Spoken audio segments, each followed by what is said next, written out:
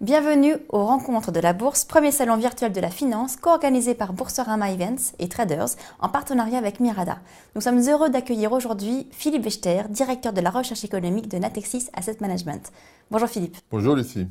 Alors j'aimerais qu'on commence par faire un point sur la Fed. Aujourd'hui, Ben Bernanke va faire une déclaration concernant son éventuel ralentissement de soutien à l'économie américaine. Qu'attendez-vous de cette déclaration ?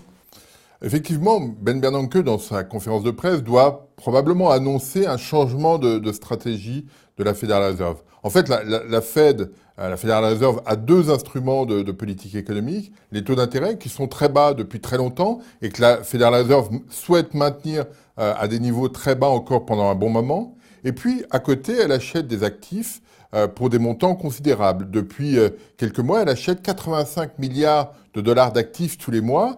Qu'elle injecte régulièrement, du coup. Voilà. Et la question qui est posée est de savoir si elle doit continuer à acheter ces 85 milliards ou si elle doit réduire le rythme d'achat. C'est cette question à laquelle on attend des réponses et le sentiment qu'il y a au regard de ce que la Fed a pu faire courir comme bruit, parce que ça revient à cela, c'est qu'on passerait probablement en septembre prochain à des achats de 60 milliards. Et vous en pensez quoi de cette mesure ? Alors, il y a une remarque supplémentaire qu'il faut faire, c'est que Ben Bernanke et la Fed ne veulent pas s'engager au-delà d'une éventuelle date qui serait évoquée. Il ne veut pas dire, eh bien, on va réduire progressivement de 10 milliards tous les mois, etc. Ça ferait une panique sur les marchés. Voilà, il ne veut pas rentrer du tout dans cette logique, parce que globalement, l'économie américaine, l'économie globale, n'est pas encore suffisamment robuste pour accepter une telle situation, un tel choc.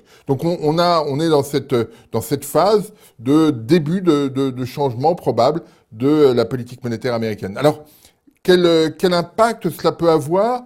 Eh bien, ça peut avoir un impact, et c'est à mon sens l'aspect sur lequel il va falloir être attentif, c'est sur les pays émergents.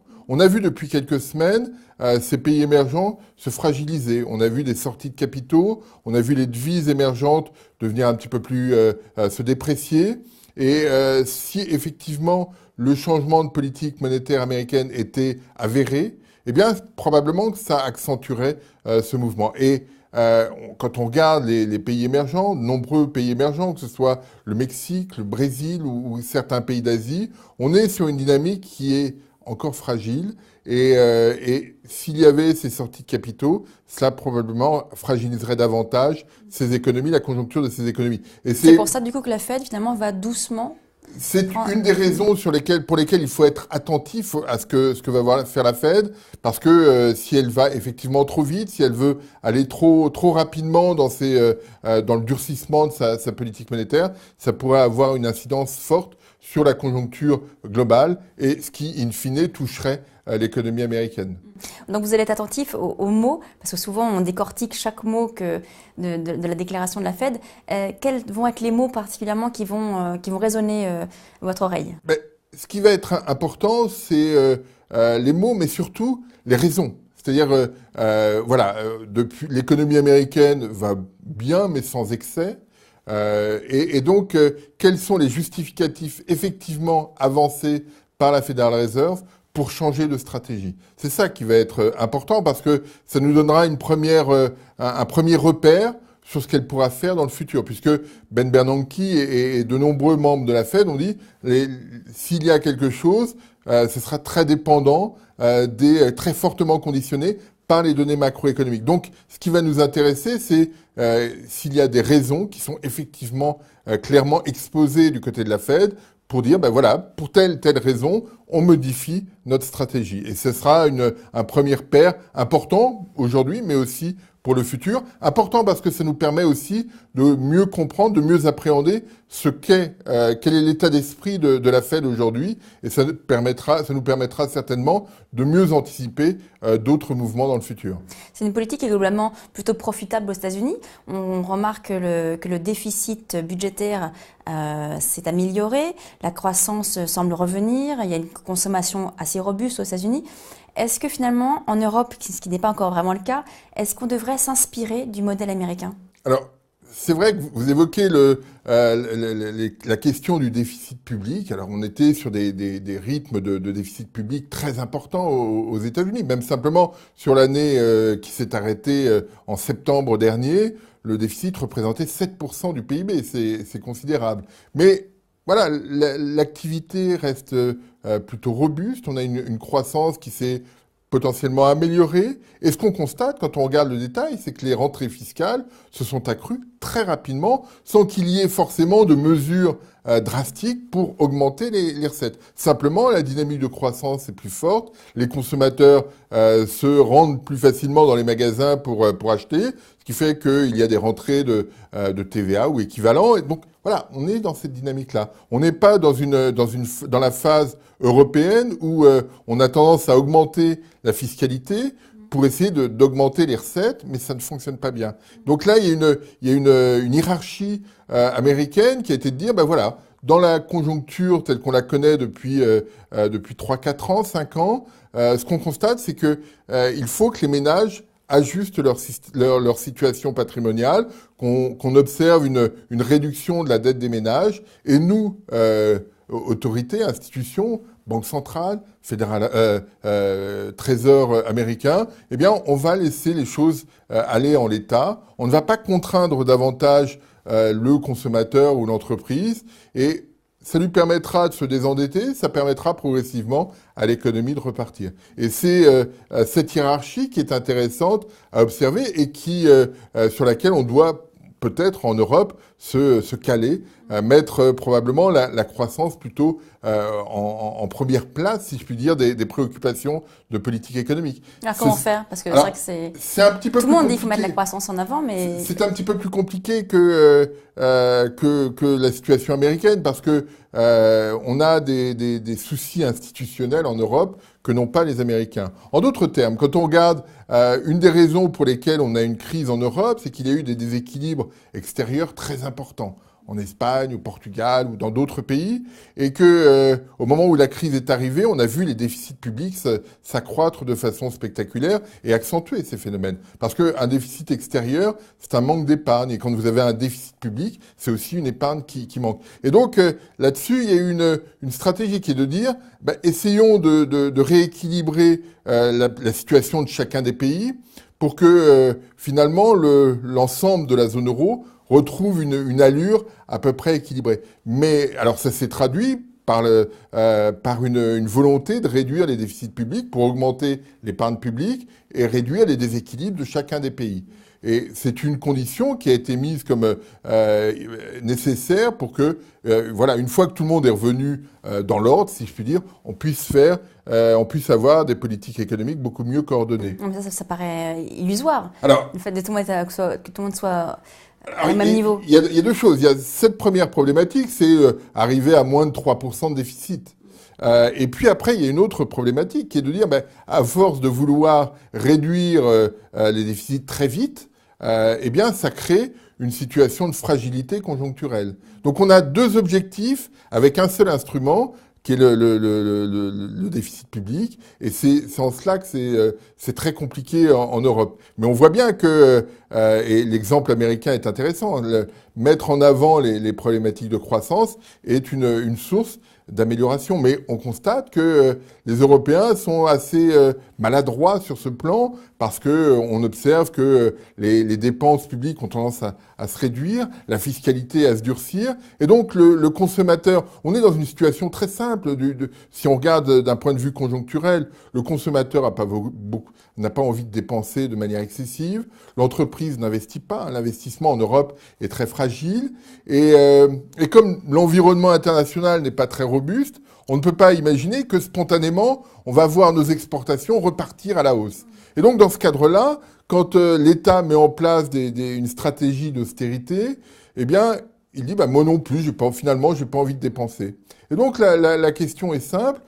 Si le consommateur ne dépense pas, si l'entreprise n'investit pas, si on ne peut pas exporter parce que l'environnement ne s'y prête pas, et que l'État réduit ses dépenses, qui va adresser une demande supplémentaire aux entreprises? Et donc, il n'est pas étonnant, dans ce cadre-là, qu'au Portugal, qu'en Espagne, qu'en Grèce, qu'en Italie. On se retrouve dans des situations de récession durable parce que il n'y a pas d'éléments qui tirent l'activité vers le haut. Et c'est ça, c'est en cela que la situation est compliquée en Europe. Alors, il semblerait que la France sorte de récession dans les mois qui viennent. Là. C'est ce qui est annoncé.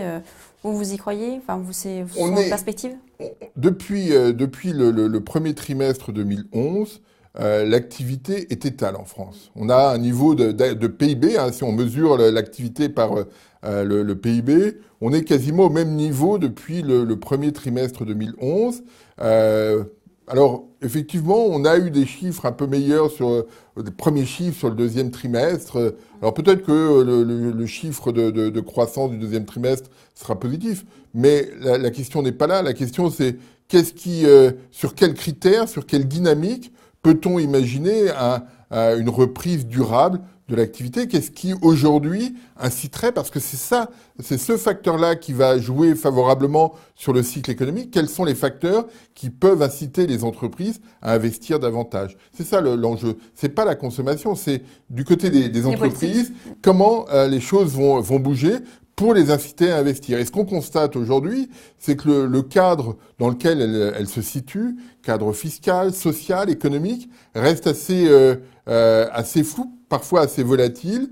Et est-ce que ce cadre est suffisamment clair pour les entreprises pour s'engager à un horizon de plusieurs années et investir en France? C'est cette question qui est compliquée aujourd'hui. Et on va voir, et il serait extrêmement intéressant de voir ce qui va se passer au moment du sommet social des 20 et 21 juin, quel sera le calendrier, quels seront les souhaits qui seront effectivement évoqués par le gouvernement, les orientations qui seront données, parce que ça nous donnera un signal plus clair sur la façon dont le cadre dans lequel les entreprises souhaitent se projeter, ce cadre-là va être construit, à quelle vitesse et quelles en seront les lignes forces. La BCE peut-elle avoir un rôle à jouer dans ce contexte? La BCE a déjà beaucoup donné. Elle peut probablement aller encore plus loin. Les économistes américains poussent pour que, effectivement, elle adopte une stratégie un peu plus offensive. Mais on voit bien que c'est un petit peu compliqué parce que lorsque Mario Draghi a proposé des achats de dettes implicitement espagnole ou italienne, la Bundesbank, la banque centrale allemande, a dit attention, est-ce que c'est légal ou pas? Et donc on a une discussion en ce moment à la Cour constitutionnelle de Karlsruhe pour savoir si cette action éventuelle de la BCE est légale ou pas. Donc on sent bien que probablement il faudrait faire davantage, mais c'est encore une action qui est contrainte. La Banque centrale européenne n'a pas, contrairement à la Fed par exemple, les mains libres pour acheter tous les actifs qu'elle souhaite si elle pense que c'est la bonne stratégie. Et ça limite son champ d'action, même si elle a déjà fait beaucoup. Donc à vous entendre, on se dit que c'est pas en restant en Europe finalement que la croissance va venir, Enfin, vous n'êtes pas très positif sur l'Europe, j'ai l'impression quand même. La difficulté, c'est que quand on regarde les 30-40 dernières années, dans les phases de fragilité conjoncturelle, l'Europe s'en sortait, elle faisait des réformes, mais elle s'en sortait parce que l'environnement global était plus robuste. Et il y avait systématiquement, et c'est une des caractéristiques de la période actuelle, il y avait systématiquement une locomotive. Souvent les États-Unis, la Chine au début des années 2000, qui finalement tiraient la conjoncture mondiale vers le haut. Aujourd'hui, les États-Unis ne le font pas. Alors, leur situation s'améliore, mais ils ne jouent pas ce rôle de locomotive. Les Chinois ne le font plus non plus. Et donc, les Européens se retrouvent un petit peu dépourvus d'impulsion extérieure. Et donc, leur vraie problématique, c'est de savoir comment ils vont pouvoir construire eux-mêmes leur propre croissance. C'est ça, aujourd'hui, la difficulté. Et on voit bien toutes les discussions qu'il y a autour des réformes structurelles. C'est-à-dire, finalement, comment on doit faire pour retrouver davantage d'efficacité dans nos façons de faire. Est-ce que le modèle dans lequel on vivait est un modèle qui est encore utilisable ou pas? Est-ce qu'on doit changer de modèle? Est-ce que le modèle social est toujours le bon? Voilà, il y a aujourd'hui beaucoup de questions qui sont posées et beaucoup de rigidités qui contraignent le modèle européen. Et c'est en cela que la situation est complexe et difficile à gérer. Et probablement que des pays comme l'Italie ou la France seront les plus compliqués à faire bouger. Ouais, parce que pourquoi? Ils sont encore un peu entre les deux, ils sont pas vraiment en difficulté, mais parce qu'on sent des rigidités très très fortes dans la façon de faire. L'Espagne aussi, mais l'Espagne, on sent que ça commence à bouger. Quand on va à Madrid, on sent que les choses évoluent. C'est probablement moins le cas en Italie, c'est pas toujours le cas non plus en France, parce que voilà, il faut être contraint pour effectivement bouger. Les Espagnols sont contraints depuis longtemps, hein, depuis 2008 quasiment, l'économie espagnole est en repli, le taux de chômage est à 27%, donc il y a des vrais déséquilibres qui apparaissent et ça les oblige chacun à bouger. En France et en Italie, on a toujours le sentiment que finalement ça finira par s'arranger et qu'on retrouvera une allure de croissance normale. C'est un peu ce que tout le monde a en tête, mais ça fait plusieurs années que chacun a ça en tête, mais pour l'instant ça ne se produit pas et on constate que la dynamique d'emploi en Espagne, en Italie ou en France continue de se dégrader et ça c'est réellement problématique parce que... Il faudrait alléger le marché du travail, alléger les charges des entreprises. Il y a des réformes qui commencent à être... La réforme sur le marché du travail a été adoptée. Il va falloir maintenant la mettre en œuvre. Il y a toute une série d'ajustements qu'il va falloir faire. En fait, en d'autres termes, on est dans une économie globale, on est dans une économie qui bouge beaucoup, avec des innovations très rapides, avec la nécessité de rendre ces économies faciles à adapter à un environnement qui bouge.